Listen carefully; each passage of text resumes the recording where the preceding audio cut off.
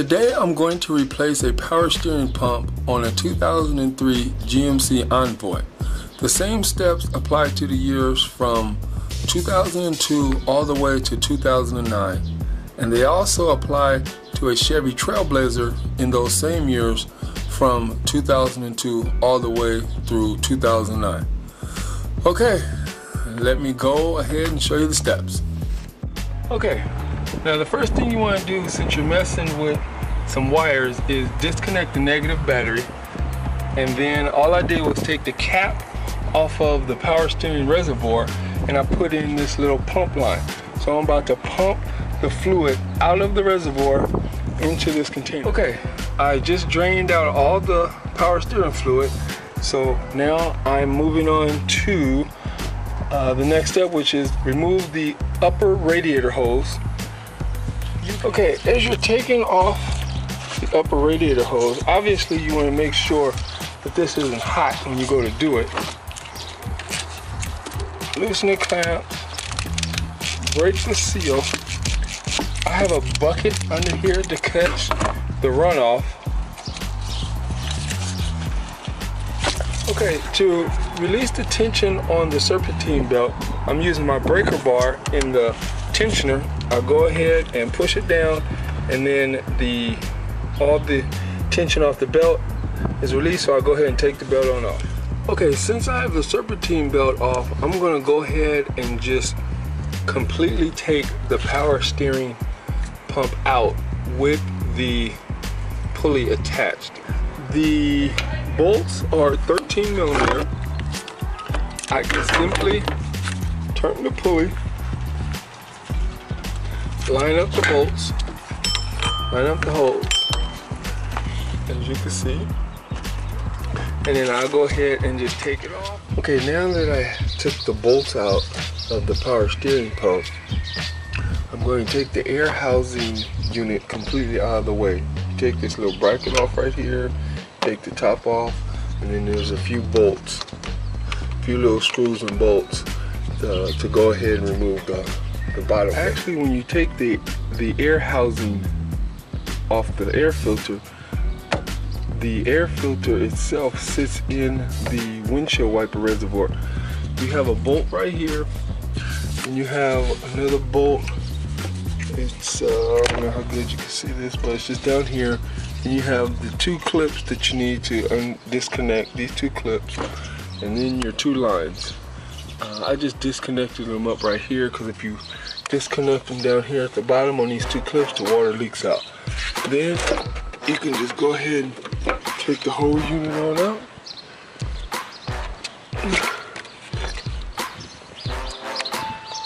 So now this is what it looks like with no unit in there, and as you can see, I have complete access to the entire pump. Disconnect this little clip right here, and then I just have access to the bottom. And okay, now that I have the power steering pump out, it's easier for me to explain this. This little clamp holds this hose to the bottom of the reservoir. Simply squeeze that, slide it off. Then here's your return line, and this is a 5/8.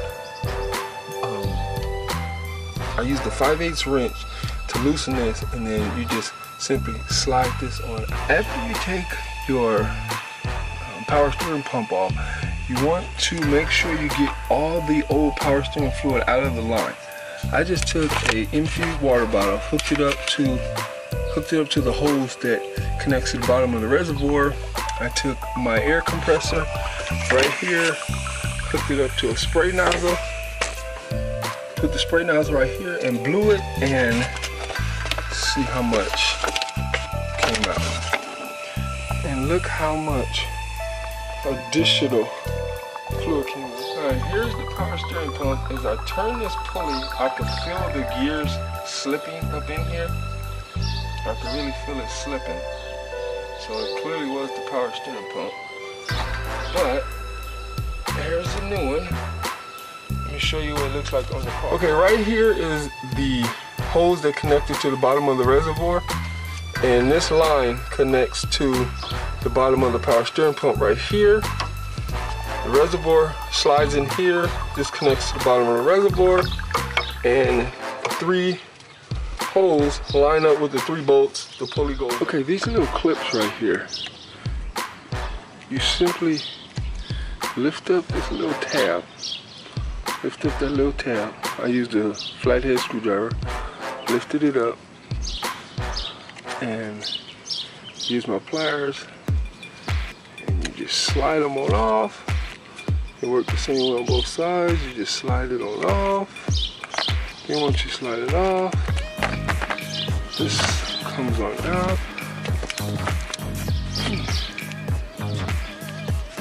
The reservoir slides right on out. There's this little tube. So make sure your new one has that little tube. That tube goes up in there. So okay, here's the new one. They look identical.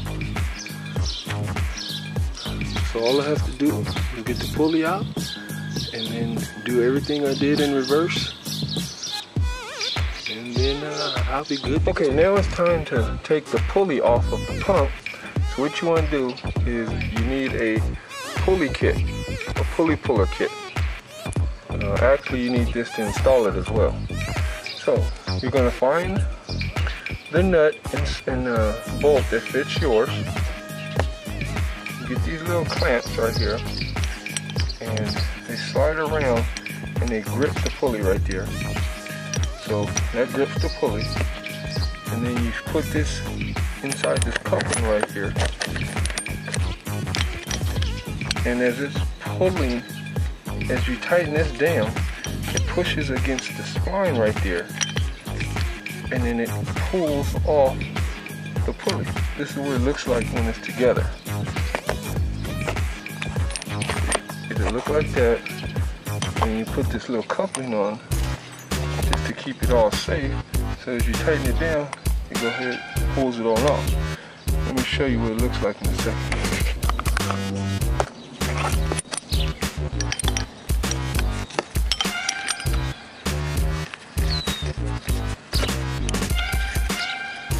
Okay, this is what it looks like attached to the pulley.